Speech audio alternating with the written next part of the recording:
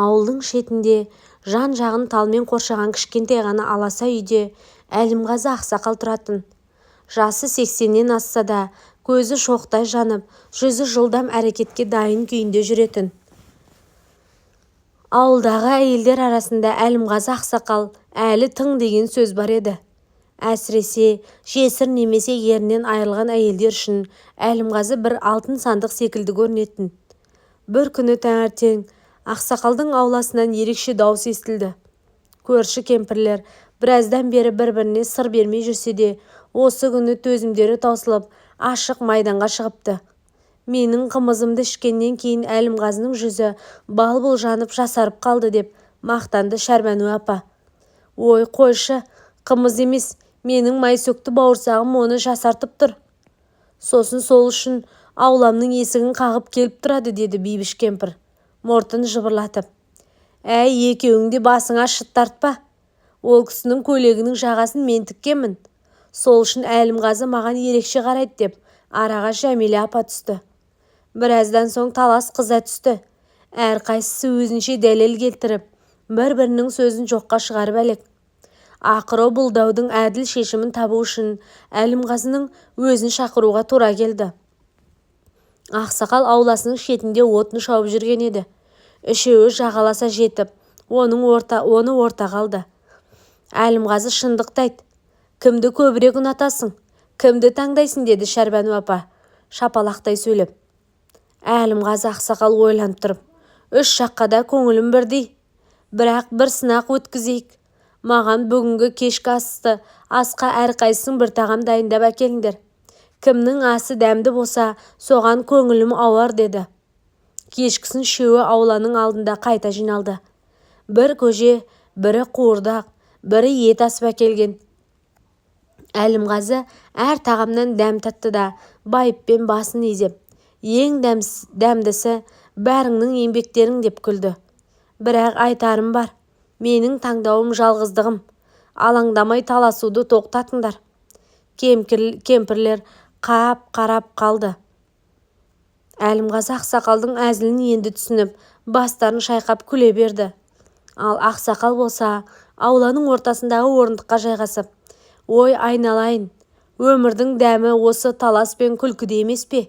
Деп сары самаурыннан шайын ішіп, көз ұшына қарап отырды. Ауыл халқы бұл әңгімені естігенде бір күлмеген адам қалмапты.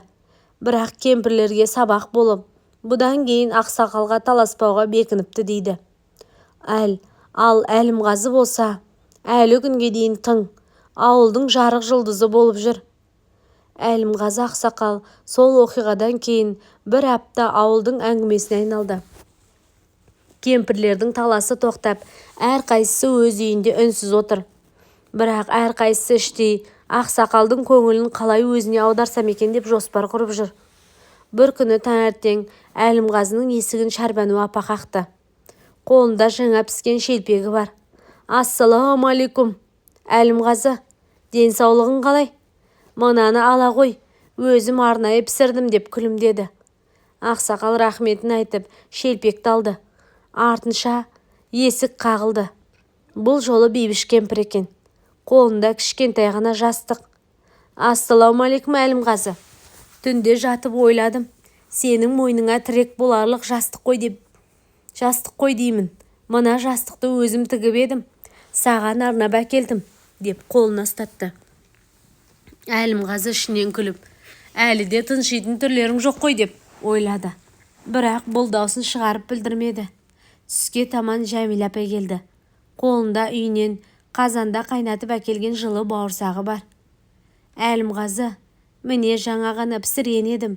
Сізге ыстықтай жегізгім келіп әкелдім, деп дастарханын жайып дәмін татқызды.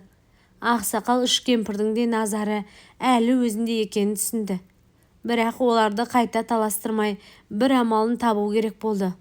Сол түні ол көрші ауылдың ақсақалдармен кеңесіп ақыл сұрады. Келесі күні Әлімғазы ауласының ортасына ауылдың барлық кемпірлерін жинады. Мен шешім қабылдадым, деді сабырлы үнмен. Бір-біріңе таласпай-ақ, маған әрқайсысын көмектесіңдер. Бірақ әр апта бірің ғана мені күтесіңдер. Осылайша бәріңнің жақсылығыңды көремін. Кемпірлер бұл шешімге қуанып келісім берді. Бірінші аптада Шәрбану апа келіп, үйдің ішін жинап, ақсақалға қымыз дайындап берді. Екінші аптада Бейбіш кемпір бақшаны арам шөптерден тазалап, ескі орындықтарды жөндеп қойды. Ал үшінші аптада Жәмила апа келіп, әдемі дастархан жайып, бүкіл ауылдың балаларына тәтті бауырсақ таратты. Ауыл халқы Әлімғазының бұл шешімін көріп, ақсақалдың тапқырлығы-ай, таласты тоқтатып бәрімізге үлгі болды деп таңдай қақты. Содан бері Әлімғазы ақсақал тек үш кемпірдің ғана емес, бүкіл ауылдың құрметті ақылшысы болды. Ал кемпірлер өзара татуласып, ақсақалды ортақ қазына деп бағалай бастады. Ақсақалдың ауласы балалардың күлкісіне, кемпірлердің әзіл қалжыңына толып, ауылға жылулық сыйлап тұрды. Жаздың жайма шуақ күндерінің бірінде Әлімғазы ақсақал ауласында шайын ішіп отырды. Кемпірлердің кезек-кезек көмектесіп жүргеніне бірнеше ай болған.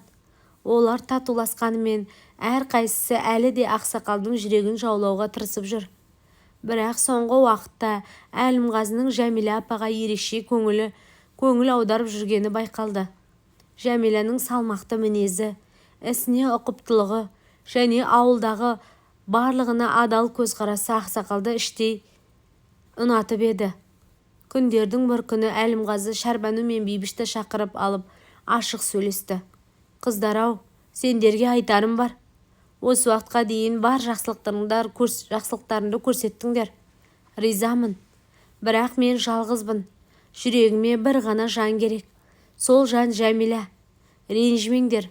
Бұл менің шешімім, деді. Шәрбану мен Бейбіш үнсіз қалды. Алдымен таңырқап, артынша бас изеп. Әлімғазы, сенің шешімің дұрыс. Жәмила шынымен сенің теңің. Біз тек қуаныш тілейміз, деп жымиды. Сол күні кешкісін Әлімғазы Жәмила апаға өз ойын ашық айтты. Жәмила, осы уақытқа дейін маған ерекше қамқор болдың. Мен саған ризамын. Жанымда болғың келсе, мен сені адал жарым еткім келеді, деді. Жәмила апа бастапқыда абдырап қалды. Бірақ ішінен көптен бері Әлімғазыны жақсы көріп жүргенін сезген еді. Жүзінде жылулық пайда болып, ақсақал бұл сөздерің жүрегімді жылытады. Мен қарсы емеспін. Егер бақытты қарттық сыйласаң, мен бар күшіммен сені қуантамын, деді. Сол сәттен бастап ауыл дүрлігіп кетті. Әлімғазы ақсақал үйленеді екен деген жаңалық лезде тарады. Ауылдың үлкен кішісі ақсақалдың тойына дайындықты бастап кетті. Той күні ауылдың көркем алаңында үлкен той ұйымдастырылды. Барлық кемпірлер ақ көйлек киіп, Жәмиланың қасына жиналды. Әлімғазы ақсақал сәнді шапанын киіп, сырбаз түрмен Жәмиланың жанына келді. Қолына ұстаған домбырасымен күй тартып, Жәмила, сен менің өмірімнің соңғы жұлдызысың. Осы ауылдың шырағы болайық, деп әзіл шыны аралас айтты. Тойда барлығы қуанып, би билеп, дастарханнан дәм татып жатты. Шәрбану мен Бейбіште өзара қалжыңдасып, Әлімғазы дұрыс таңдау жасады.